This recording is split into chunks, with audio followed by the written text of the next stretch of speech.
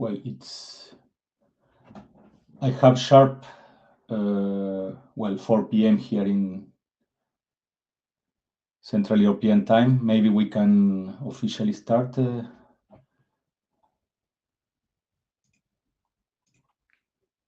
Yeah, you want to take the lead? Yes, okay. Thank you, Malisha. Well, okay, here it's Renzo Navas talking with Malisha. We are the chairs of Lake Working Group. Thank you all for being here. I hope it's not too early nor too late where you are. So you can find these slides on the data tracker. Thank you, Marco and Michael, for taking the notes for this session. Let's move on. So as usual, the not well. I think we have not any newcomer, but you have to respect some code of conduct and other things. So let's keep it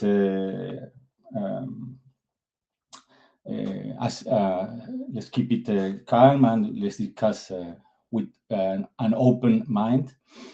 And if you have some EPR to this class, you should. Okay, I will move on with this. So this is the agenda for today. We have 1 hour, and we have 4 presentations plus the chairs. I added some item at any other business. We will see if we have time. According to this, I think we should have time. So first, does anyone have to do some bashing to the agenda? Please, now is the moment.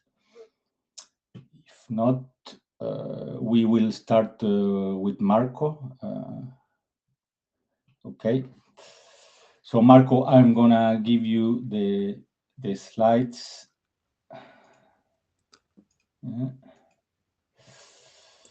And the control. Okay. Thank you, Renzo. Hi all, this is Marco. This is a quick overview of a list of points we have in mind for updating this document to version 2 for the Madrid meeting. So as a recap, ad hoc peers are supposed to agree to some extent or be in a good way on the same page on a number of parameters and ways to run an ad hoc section successfully. And this document is about helping ad hoc peers to reach that alignment, be in sync, to run an ad hoc session successfully. And that can happen by means of single ad hoc features advertised or pre-packaged ad hoc application profiles advertised. It's also possible to identify by an integer ID now.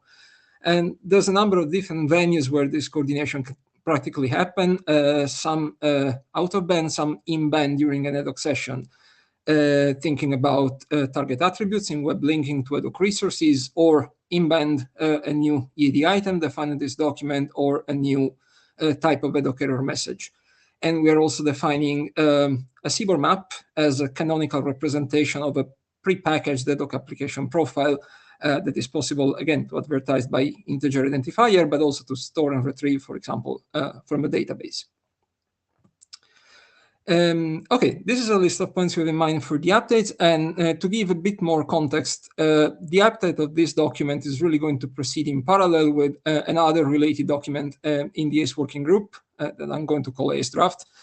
That document in ACE is defining a namespace of parameters that is going to be used by both that ACE document and this Lake document. The ACE document is also defining a particular CBOR object that you can think of as an ACE object used in both documents, in fact. And this document in Lake is also defining a different CBOR object that I mentioned in the previous slide that is also used in both documents, but they really share the same single parameter namespace. Thinking of the planned updates now, first bunch is about error handling. A few points were left open. After some more discussion among the coders, we think the best thing is that the EAD item, if present in message 3 or 4 where it is not supposed to be included, can just be safely and silently ignored. It's supposed to be only message 1 and 2, but if present there with multiple instances, we believe it's actually better to abort the session. And that feels safer already and simpler to handle compared to a more complicated sanity check throughout the message.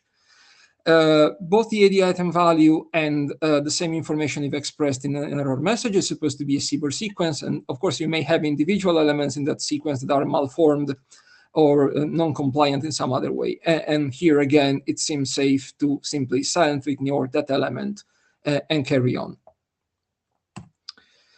Okay, on the topic of when this information is expressed in the new type of ad hoc error message, yeah, we found a bug. We interpreted away too liberally the CDDL definition in the ad hoc RFC over info saying any. We cannot just go for a say naked CBOR sequence there. We really need to wrap it into CBOR by string. So the plan is to do that. Well, we become compliant again, and another advantage is that then we have exactly the same encoding that we have in the EAD value, so less variant. I mentioned before planned updates also in the related ACE document. Nothing that has to be done about that specifically in this lake draft, but for this document we plan to simplify and trim a bit the parameter namespace that I mentioned. We noticed that some parameters there are not really pertinent to an ad hoc application profile, and some other parameters are instead, but their current definition doesn't seem to be perfectly aligned with what the ad hoc RFC had in mind with that. So this document is supposed to, after that fix, just automatically inherit an improved and simplified parameter namespace to be used here too. Okay, we also noted when using the new EAD item or the new type of ad hoc error message to distribute this information that since it is possible to advertise the support of multiple ad hoc application profiles at once, as intended, it is in principle possible to also specify information that is inconsistent or contradicting, which of course is not good. So instead of expecting quite complicated processing and sanity checks at the recipient side, we looked for a way to prevent the construction of something inconsistent from the start. In order to do that, we first need to do a parameter splitting into two different subsets in the namespace defined in the ACE document. And then building on that, it becomes pretty simple in this document for the producer to avoid producing something inconsistent by construction, and for the consumer to do minimal sanity checks to be sure to consume something correct. All considering the point I've just gone through on the EID item, we believe we should actually update its semantics so that it's used in a critical way only. So the label on the wire would be with negative sign. And that's because this EID item is not really just providing information to the other side as just for your information, but the message sender is really to some extent influencing and steering the way that that particular ad hoc session is going to continue. So we really need to ensure that the two peers are on the same page and with the same exact understanding of what they support and what is going to happen.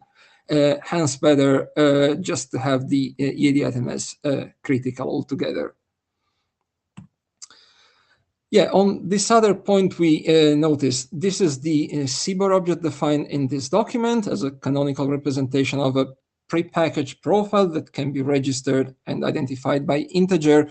The mandatory parameters in an instance of this object are very few, but an optional one from the usual namespace I mentioned a few times before is trust anchors. It's supposed to be a list of trust anchors supported, in this case, by an ad hoc peer adhering to the application profile in question, where trust anchors are typically public keys of CAs.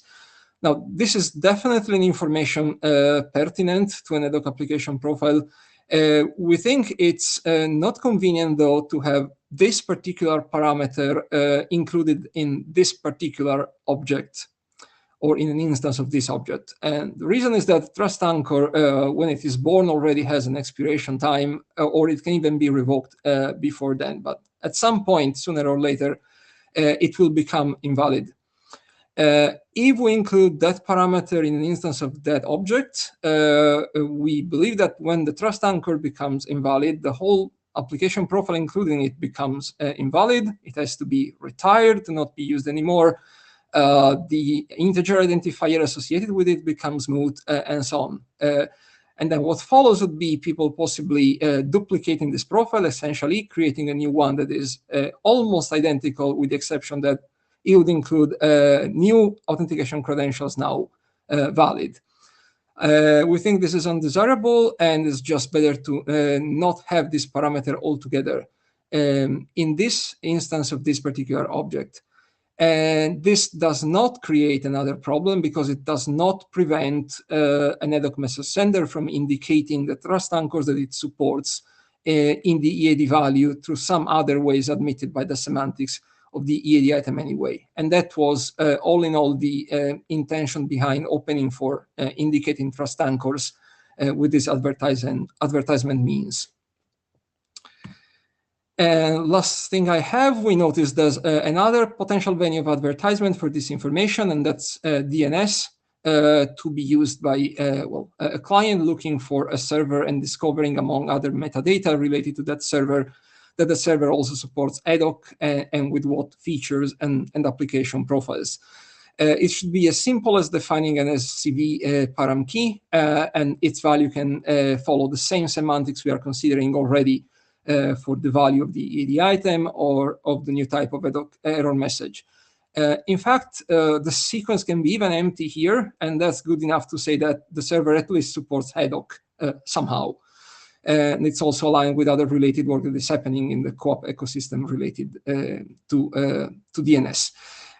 Putting all this together, we finally realized that the ad hoc initiator may know everything, something, or nothing at all about the responder. So it may be worth defining a new, very simple and Boolean-like EAD item only for message one, when the initiator can essentially tell the responder, please tell me something about you with these means we have defined here, or don't bother, don't tell me anything at all. I know everything already. Let's spare overhead. So to summarize, we plan to work on these points, as many as possible of those, for the next version to present in Madrid. Take any comments as they come, and then address the cutoff with a new version. Thank you. It's hopefully right on time. Yes, thank you, Marco. Yes, I think you're on time. So, any comments online?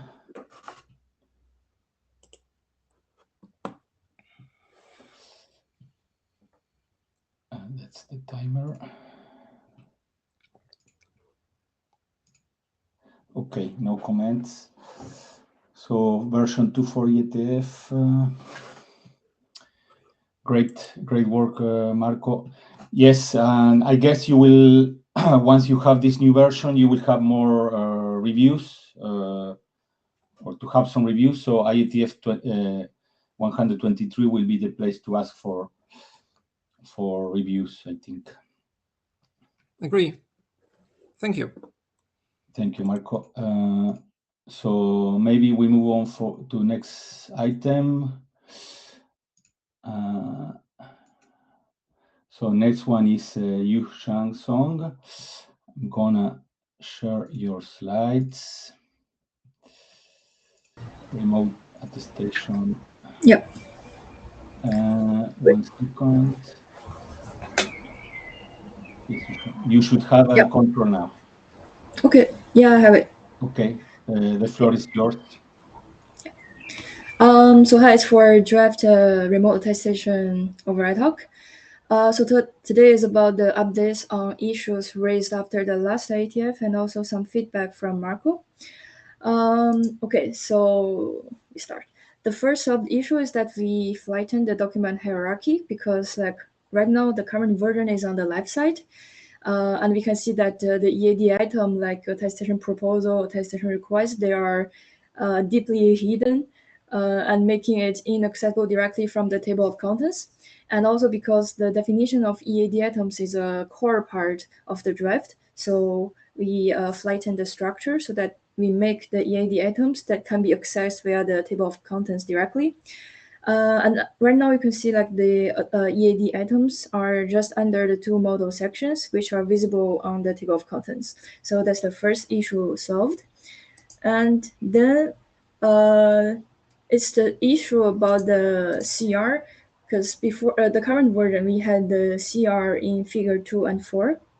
And we use that CR to let the verifier identify the session state. But somehow we found that it is unnecessary, and also it would be risky if we let the verifier get the knowledge of some parameters from the ad hoc session. So right now we remove the CR and we change to let the verifier use nonce to identify the session state. And we also changed it in the implementation of attestation and also the implementation of mutual attestation. So right now the process will be like the verifier generates the nonce after receiving the attestation proposal, and it will keep this nonce in its local list. So once it receives the evidence, it will check if the received nonce is in the list. If yes, the nonce check is passed. If not, the nonce check failed. Yeah, so that's it. And for the next issue, we added the support for nonce in EAD item result request in the passport model. So as you can see, the current version, the result request has only selected verifier. And just a quick reminder, the result request is in the passport model, which means like the relying party send the result request because it chose a selected verifier that it can trust the attesting result that is generated from this verifier. And then we imagine that if the relying party is a low power constrained device, that it does not have a trustworthy clock, or it cannot do the time synchronization, then the relying party needs to send a nonce in the result request together with the selected verifier. So in this case, the verifier can use this nonce to put into the attestation result to allow the relying party to check the attestation result freshness. So that's why we here add the nonce as an optional, because if the relying party needs to cannot know the period of validity by the timestamp, then the relying party can use the nonce to guarantee the result freshness. Okay, for next issue is about some clarification and editorials, and we still have some other open issues for the clarifications. Like we define the EAD labels. Value for the background check model is the same, but we didn't explain the reason. And also we have the EAD labels value the same for the passport model. So for the next version, I think we will solve this issue to explain clearly why we define the EAD labels value like that. And also in section 6, we have the instantiation of remote attestation protocol, where we have the remote attestation in background check model using forward message flow. And also we have the mutual attestation use case. And we have these two examples in the protocol, but actually there could be 8 in total. And we will clarify like all the 8 instantiations next time I hope in the next version. So still for some other open issues that is not solved yet. So I think it's from the last IETF, we decided that we will add a section for the verifier, because we think it's also important to clarify that the verifier's operations. So right now we have a potential solution that will have 2 subsections, one for the background check model and the other for the passport model. So in general, in background check model, we're gonna clarify the process for the verifier handling attestation proposal, where it selects evidence type and also send the nonce for the freshness of attestation evidence. And also the section for processing evidence, where it evaluates the evidence and send the attestation result to the relying party in background check model. And the subsection for the passport model will just be the verifier prepares the attestation result, because it will be like the attester requires the attestation result through the verifier. And we have other open issues, like during the last hackathon, we have an appendix to discuss like combining the lake array and lake auth, and also another open issue to correct the section for error handling. And these are not solved yet, and I hope it will be solved before the next IETF. Yeah. So for next steps, we're gonna solve the open issue that I just discussed. Unlikely these issues, and update the next version of the draft for the next IETF. That's it. And also, if I forgot any issues or discussions we had during the last IETF, please remind me. Yeah. Thank you. Thank you, Joshua. So, any input from the audience? Okay. Malisha. Maybe just a comment. Yeah, just a comment. We at some point in the past we had a commitment from the RATS working group that they will review your document. Did that ever happen? Not yet. Right now, I didn't receive any feedback from them yet. Okay. Okay. Yeah. Sounds good. Okay, maybe we can relaunch after the next version or during the next. So once you feel ready, let us know as chairs, and then we can ping the RATS working group to review your document and have a preliminary review of the draft. Yeah. Okay. Yeah. Sounds good. Yeah. Okay. Thank you. We're gonna move on with the next item.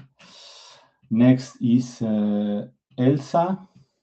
Elsa, you requested 5 minutes. We have some time of buffer. You want a little bit more, or you're okay? No, I think it's actually going to take a bit less than 5 minutes. Okay. As well. So short update. What's happening? I have to take back the control.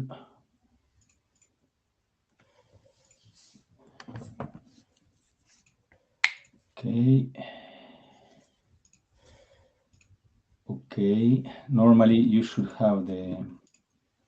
Yeah, I think I do. Okay. Well, whenever you want. Okay. Hello everyone. I will be presenting the updates on the ad hoc with pre-shared key authentication draft. This is it will be a short presentation.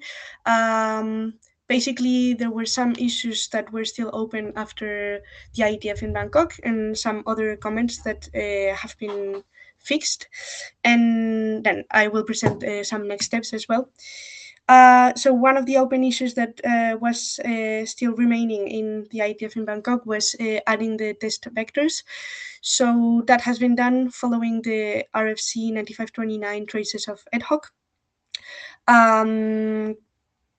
So I added the test vectors, the keys, pseudo-random keys, messages. I basically followed the same structure. Then there was also another open issue that I believe is now closed, which was the need to add the acknowledgements. So that is done by now. Another issue was regarding reflection and selfie attacks. So it was the fact that pre-shared key authentication without identities is vulnerable to reflection and selfie attacks. So a proposed solution was to add an identity in the field of the correct PSK. So these identities wouldn't be sent in the messages, but included in the transcript hashes, and this way selfie attacks could be avoided. There's still an open issue, which is whether the document should be a self-contained document or a difference with respect to the RFC 9528. So as for today, it is written as a different, as a document containing the differences with respect to the ad hoc RFC. So I propose to leave it as it is and because otherwise I believe that it would be very repetitive with respect to that document. But there hasn't been any final decision regarding this. And then, yeah, for the next steps, like there are no more open issues that are open. There was also, I forgot to mention, there was also an issue with the transcript hash 3 that was fixed as well. And I think that the next step would be to call for formal analysis of the document, which means to freeze the draft and yeah, perform the formal analysis. So I believe that that would be the next step. There's some questions. Yes. Hi, Elsa. Hello. Yeah, thanks for the presentation. I think we should, I mean, we've said we should work on the formal analysis, make the preparations. At least I need to do more, one more read up before that. So that's one comment. Another comment is we got some interest, John and I got some interest from the industry on test vectors for ad hoc PSK. So that's not urgent, but there is sort of there's interest both in contributing and having this. I mean, similar to the test vectors for the other methods. What do you mean? Sorry. Similar to RFC 9529. Yeah. So accompanying document or in this document. Yeah, so there I added because I do have an implementation in Rust of ad hoc PSK. So I added the test vectors according to, well, like the implementation follows the draft. So those test vectors are actually now in the draft. Okay, I don't know. I didn't see that because that was something. This was an input from another party. Okay, that was it. Thanks. Thank you, Goran. Any other input from the lay working group? No. So what I hear, Renzo, is there are 2 points here that I find important. One is on the test vectors. We would need, I suppose, so as you were saying, this comes from a single Rust implementation. Yes, typically, exactly. What we did for RFC 9529 was that we were having interop testing events where we would verify that these test vectors are indeed correct, because there can easily be some errors in there. So I would encourage you to find someone to interoperate with who is interested in implementing this and interoperate with them during the next hackathon, and then report to the working group in Madrid. Okay. So that's the first point. And I see Joran in the queue. Joran, you want to interrupt me? Yes. Yeah, I'd just like to say that the input I have is from one person in the industry who actually has made an implementation already. So I think it should be able to compare that.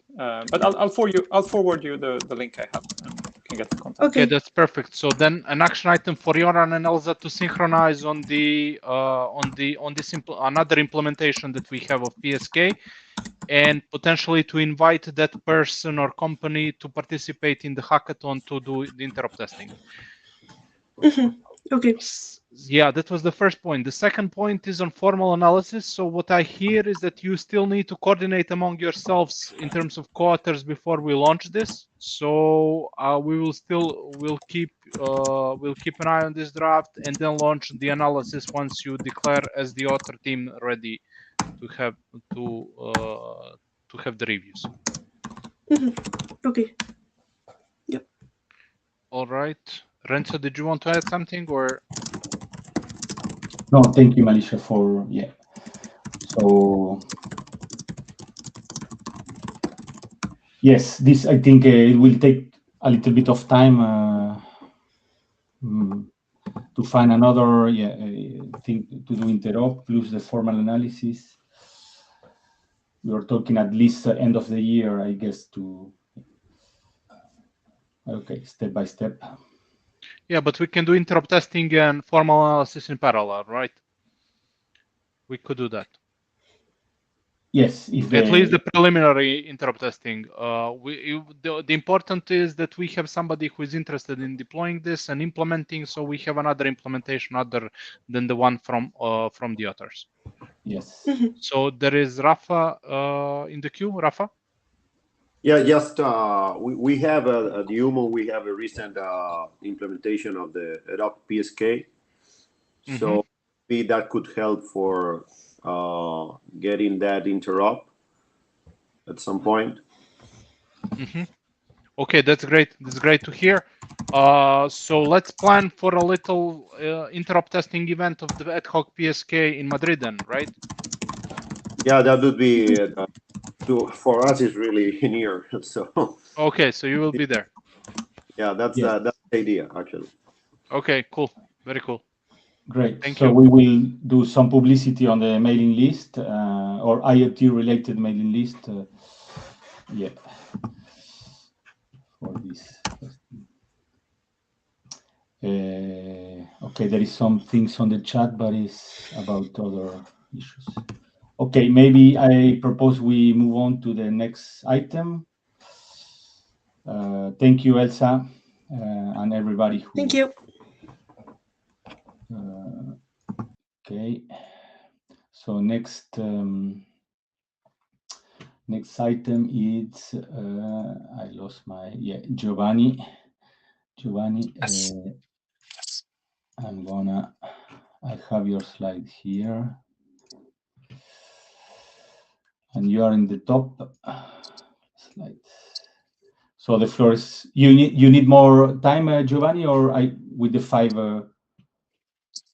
I think it should be fine. Depends on if we have Anyway, I discussions. put 5, but no worries if the timer runs out. Okay. So okay. No stress. We have time. Okay. Great. The floor is yours. Thank you. Thank you. So yeah, so Giovanni here, speaking about lightweight authorization over ad hoc ELA. So quick overview. So in the past IETF, we consolidated a version where we have the draft as a more general lightweight authorization, and then we have it be applicable for zero-touch enrollment, and we did some rearrangements of the draft to have this be more clear. And now we also included in the draft that we do support 2 modes of operation. One of them when the device is initiator, and the other one when the device is the responder, which we're calling the ELA reverse flow. And so just to give an overview, so in general, the protocol supports error handling, some optimizations which are in the appendix now. We have the implementation and it's validated. And now what I think are missing are a few remaining issues, and then do a final review. So just going over the remaining issues. So since the last IETF, there is not a lot of progress. Basically, we have 2 closed issues. So one of them was related to the reverse flow, which has been merged in version 4 since the last IETF. The second one was about more concrete fields in the error message. So we consider that it can be kept, just keep it as is. And then we have some discussion going on this issue about well, there are more than one topic eventually that got to be discussed, and 2 of them includes if we could. So that's a question that was posted by Christian, if it would make sense to not also support not having a voucher, and the other question is if you can support having more vouchers. So I think this depends a lot on the application, and this is being tracked in the issue in the ongoing discussion. Other issues we have include the IANA review. So we have some simple fixes to do on the section 7 IANA considerations, and to fix the EAD labels. Right now they're just to be defined, but as we approach a final version, we should look into fixing this. And actually, essentially, that's it in a very, very, very course overview. And the goal is to solve this by the IETF in Madrid, 1, 2, 3. And hopefully we are close to a final version of the draft. Depends on how the discussions go on, but that's what we as authors are envisioning. And that's it. Do we have questions?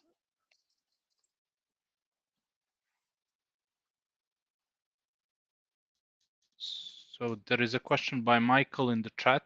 So maybe I can relay here. What client pledge implementations are available for Ella? What hardware is required usable, and what emulation is available? Looking at testing a vMassa implementation. So this is in the chat. Do you have? Could you respond to that quickly, or? Perfect. Thank you. Of course. Yes. So we have Ella implemented in Rust in our Lakers implementation, open source in GitHub. And it runs, so we have U, the device, V, the gateway or the authentication entity, and W, the enrollment server. So the device supports C, Python, and Rust, and we can run it on the NRF 52840 or the NRF 5340. The gateway can run as a Rust program in a computer or server, or as a Python program, and the enrollment server can run also as a Rust program or as a Python program, also in a server. So basically, we are supporting embedded deployments and web deployments, whatever it makes sense. I am not aware if someone else other than me implemented this draft.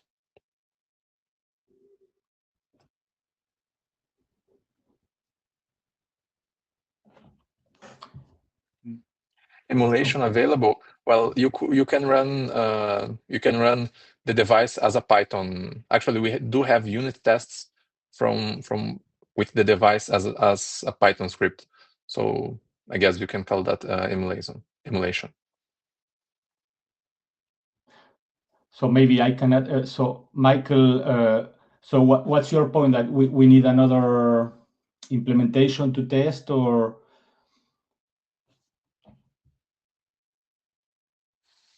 Go ahead, Michael. Yeah, sorry.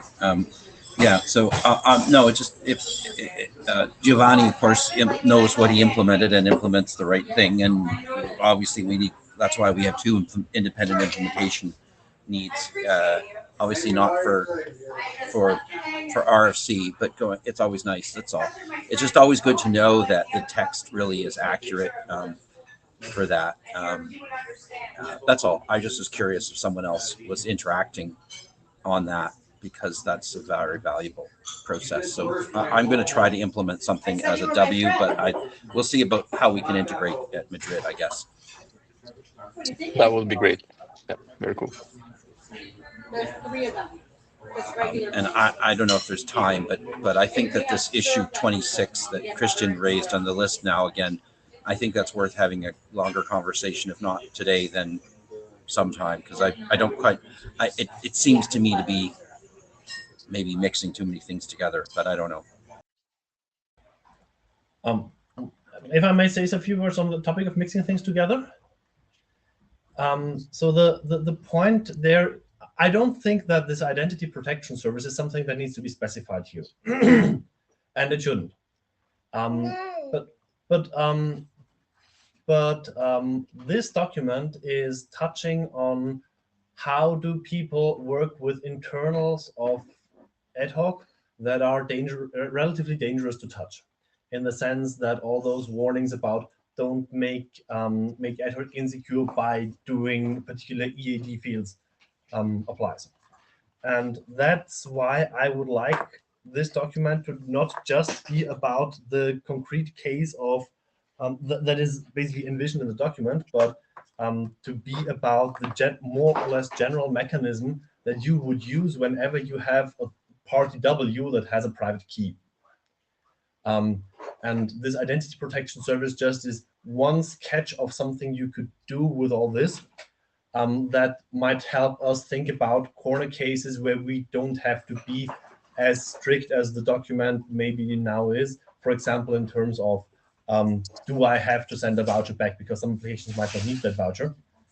And the idea is for all those things is that whenever someone then wants to build another document on this, they should build on ELA and not directly on ad hoc, so that they don't have to do all the analysis of whether it's safe or not again, but can just say, okay, yeah, we phrase our vouchers or voucher requests this or that way, and then the nice properties fall out without having to redo this.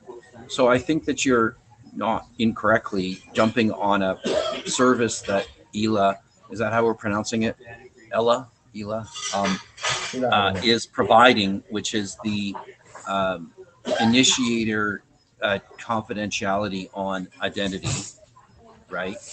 And I don't know if this is the right answer, but maybe we need to extract that piece out of ELA and make it a new document, and then we don't have to worry about the rest of it, because it doesn't sound to me like you want the rest of the authorization piece. You just want the identity privacy for a different use, and maybe those are in common, or maybe they're not. I don't know.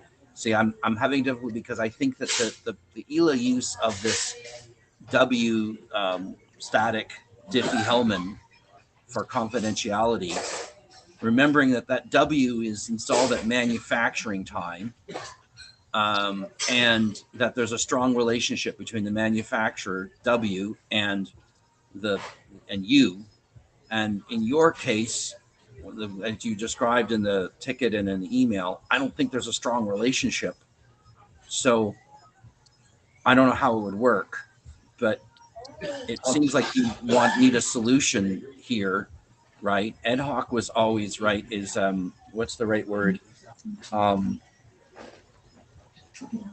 Sorry, I forgot the cryptographic thing where we protect the identity or the responder, and it's a pattern that IP1 started. I can't remember the term now, but usually we've protected the initiator's identity, and we can usually only protect one, right? Either the initiator or the responder. Sigma, thank you. Yeah, so it's that. So we have Sigma I, but you want Sigma IR or Sigma R, or why is Sigma I not enough for you, I guess is the question. I think there's two questions here. The one is like, is on the concrete service, where is Sigma I enough or not?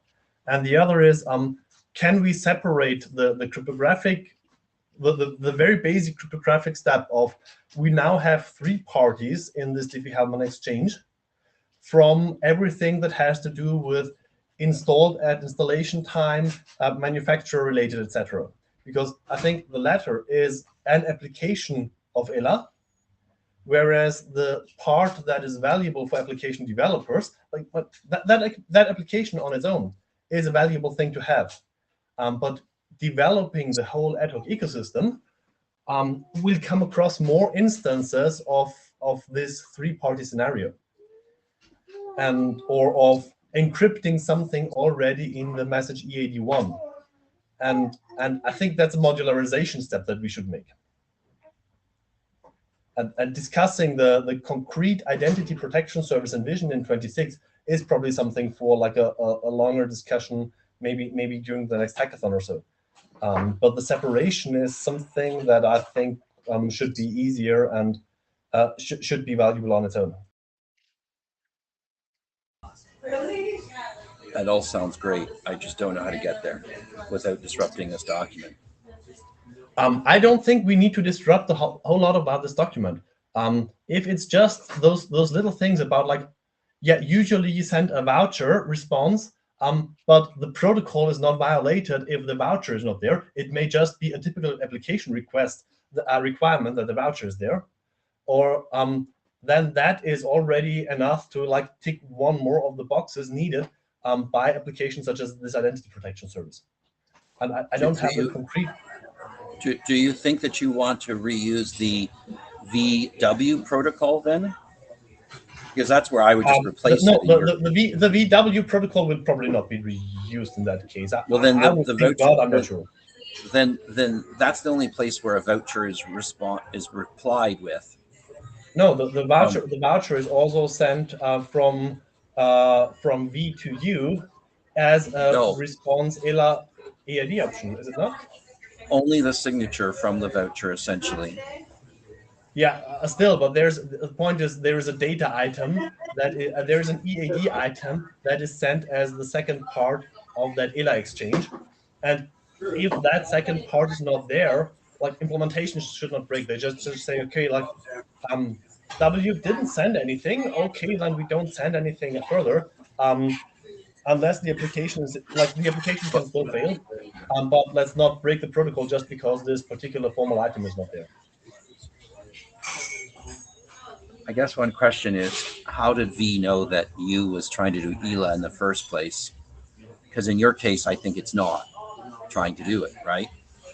No, so U is sending the voucher request with a bit of scare quotes because it's not requesting a voucher, but it's doing something that V can't even really tell apart from that. And then V does whatever it is configured to do with that particular log W, which might even be empty. And if the response for whichever VW protocol, which might be the one of this document, comes back, says, yep, and by the way, here is all that you need. You're good, continue without any particular voucher response, signature on a voucher response. That's fine. Just continue. So implementation-wise, it's just like don't abort the protocol when you don't see that item. Just do not forward an EAD item, and then there's one more checkbox ticked. So it's and that's, I think, one of two or three details in that level of request, and that would make ELA a bit more widely applicable. But who decides if not sending a voucher is W? So U does not signal. It does not want a voucher. W decides because U and W know what is being played. V can rely on the information that comes back from W.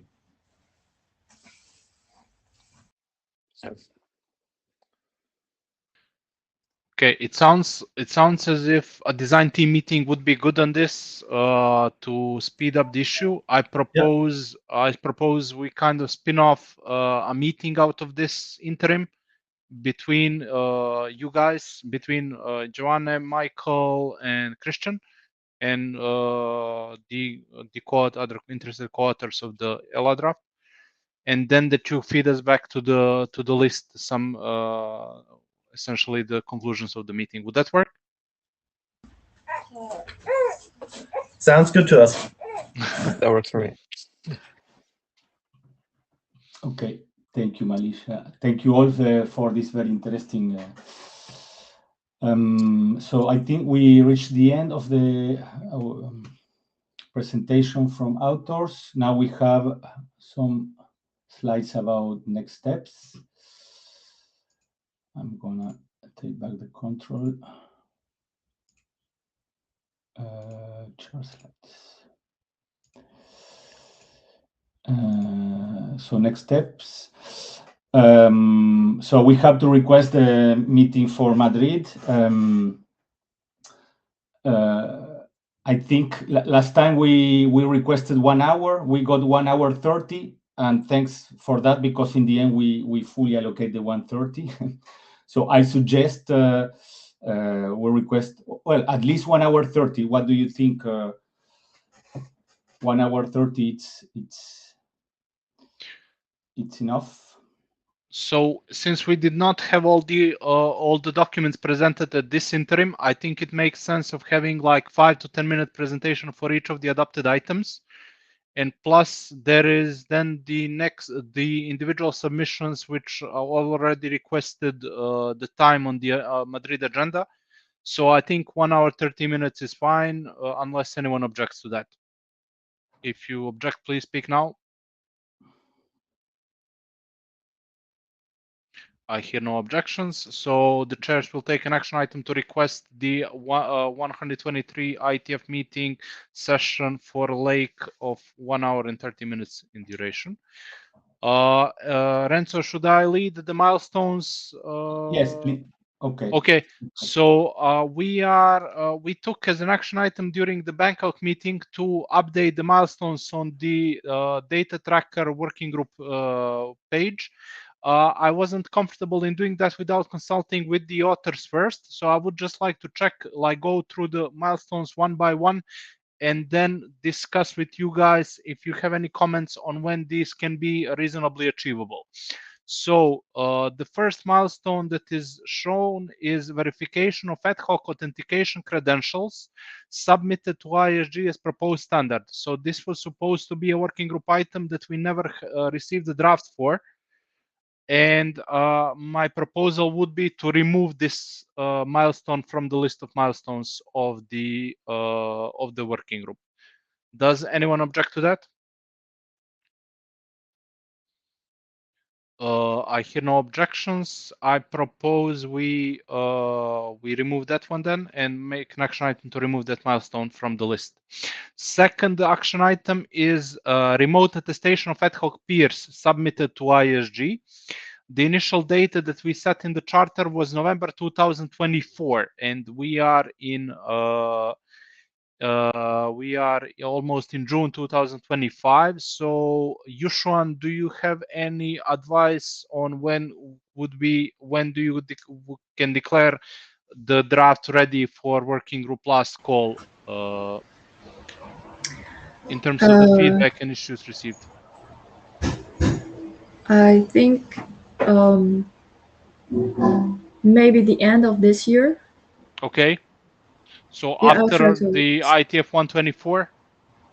Yeah, I think so. Okay.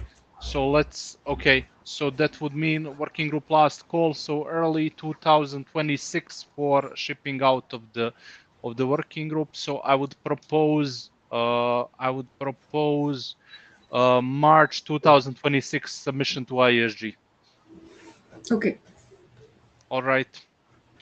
The next item is ad hoc rekeying protocol. So this is the PSK work that is led by a group of co-authors. It's also the initial milestone was set to November 2024. This one is more trickier as we will need formal analysis, interrupt testing, and lots of feedback on that one. So maybe we push it by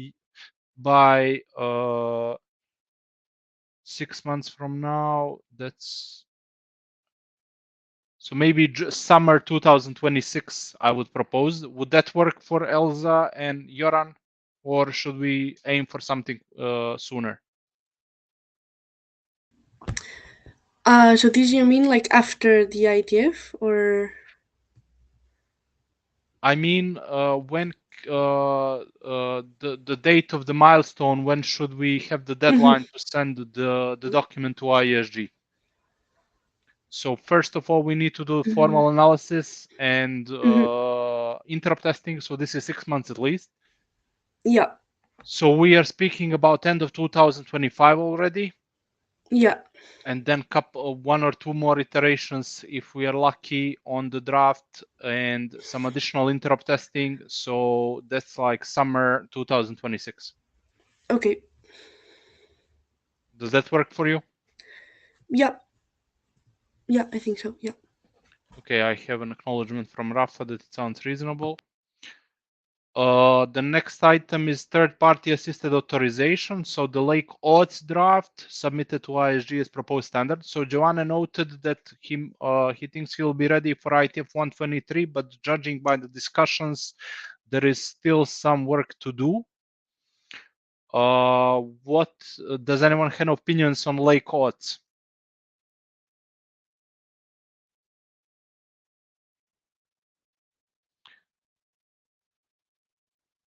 I don't hear any voices, so I would propose we push this one for the end of the year, essentially. So this is the most mature document that we have right now in the draft status. So I would propose this to go for the end of the 2025.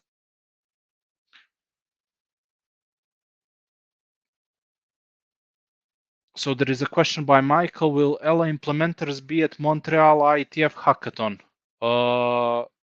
I don't know if. So this is a question for Joanna, whether. I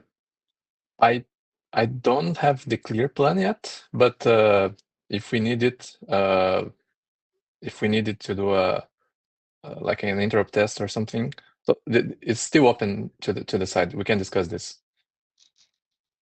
Okay. All right. Thanks, Joanne. So Christian is saying he'll be available remotely. So that's great that he's showing interest in this as well. And then final item is the implementation considerations draft. So this is Marco, who is the editor of the draft, I believe. So this was also supposed to be sent in June 2024. Marco, do you have an input when we can ship this? Yeah, I had some plan on my own for some updates, but I was also hoping to receive input from the implementation of outside and ideally also remote attestation. And now I would expect even more considering the work on PSK. There was also, I remember, an old overall comment from Michael, I think, on not rushing on wrapping this up, because the more we collect, the better before shipping it. As a personal proposal, I think it's safe to say summer next year. And if we manage earlier than that, all the better. Otherwise. Okay, that sounds reasonable for me. So you are waiting essentially for reviews from the authors of other drafts. Yeah. Reviews are most welcome, but I meant also input for the from the implementers of the other drafts. Sounds good. So I invite all the implementers then to contribute to the implementation considerations draft. So we should give some publicity to this one as well, because we haven't discussed it today, but it's an important one. Thanks. Thank you, Marco. So we have 4 minutes left. That's not too much time, Renzo, but I'll let you lead the next. So for the milestones, I propose we will take action, and then we see in Madrid how this going, and at the end of the year, like do the proper assessment of how the plan is going. Yes. So now I take the word. Thank you, Malisha. Well, this is in anticipation to next IETF 123. I don't know if you follow, but there was a new individual draft sent to the mailing list, P-Quake, Post-Quantum Authenticated Key Exchange. He will request a slot on Madrid. And me, well, I thought we were going to have more minutes to discuss this, but, well, 3 minutes is not enough. I simply wanted to kick off the discussion about the future. What we are receiving, well, I see that John Matson is here. John Matson presented in last IETF some topics around quantum. Now we will have this other item that it's his intention, I think, is to be adopted as working group document in the current state. Well, I urge you to read it, and so we can discuss properly at next IETF. Basically, I wanted to open a discussion, but sorry, it's not enough 2 minutes. To what do you think? I'm asking you, the 20 persons here, about post-quantum items. I can briefly say what I think, or what we briefly discussed with Malisha. For now, of course we are not going to modify the charter. Our main goal now is to focus on the milestone we already have, and then maybe in the future, yes, maybe we can have some post-quantum items related to ad hoc, and but that will be up to all of us to discuss if we really want to take this lead. Maybe you have some other words, Malisha. So I think this is a great topic for a discussion in Madrid, since most of the community will be there. So let's plan a good chunk of time for the discussion in Madrid. My personal take on this is that we have lots of documents on our plate right now, and that we shouldn't be taking on a new work before we are done with these, at least partially with some of these items, and that we see good progress with these items that are on the working group's plate. But that doesn't prevent us to have 15 minutes here and there to discuss during the official meetings and in the hallways the post-quantum resistance of ad hoc. And I would encourage everyone to prepare for the submission, for the discussion that we will have in Madrid on this topic, where we will be discussing this draft that Renzo mentioned, but then also the more general topic of how should we position as a working group with respect to post-quantum threat. Are there any comments on this?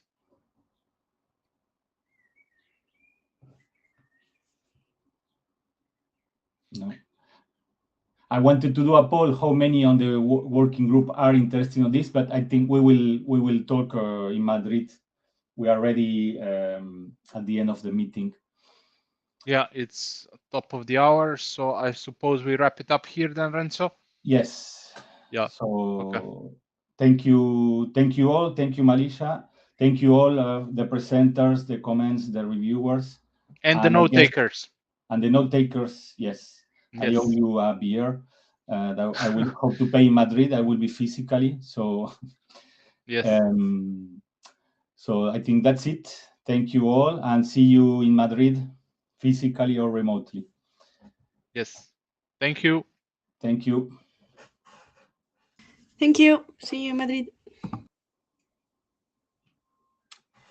Bye.